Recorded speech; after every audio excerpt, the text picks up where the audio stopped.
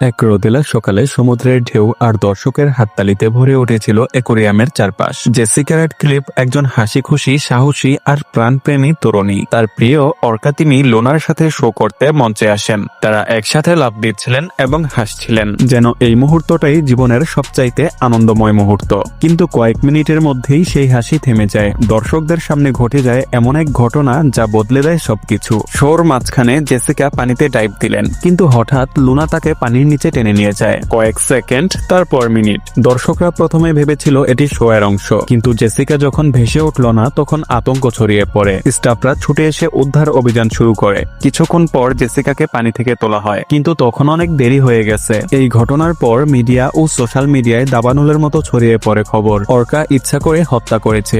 অর্কারা মানুষের বন্ধু নয়, এমনকি কেউ বলল জেসিকা লুনাকে উত্ত্যক্ত করেছিলেন। হাজারো থিওরি, আবেগ আর ভয় মিশে যায় এই ঘটনায়। কিন্তু এই গল্পের আসল সত্যটা কি? তদন্তে বেরিয়ে আসে চমকপ্রদ তথ্য।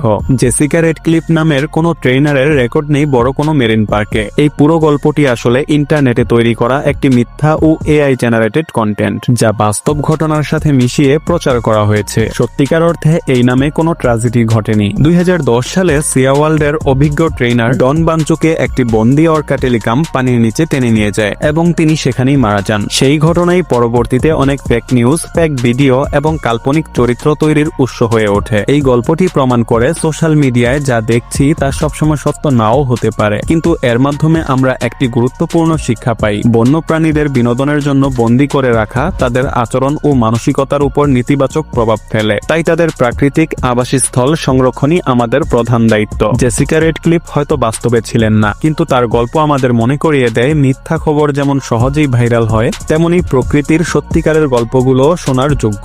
ভিডিওটি ভালো লাগলে চ্যানেলটি সাবস্ক্রাইব করে দিন। দেখা হবে আগামী কোনো ভিডিওতে। সে পর্যন্ত সবাই ভালো থাকবেন, সুস্থ থাকবেন এবং মোস্ট ইম্পর্টেন্টলি ফুর্তিতে থাকবেন। আল্লাহ হাফেজ।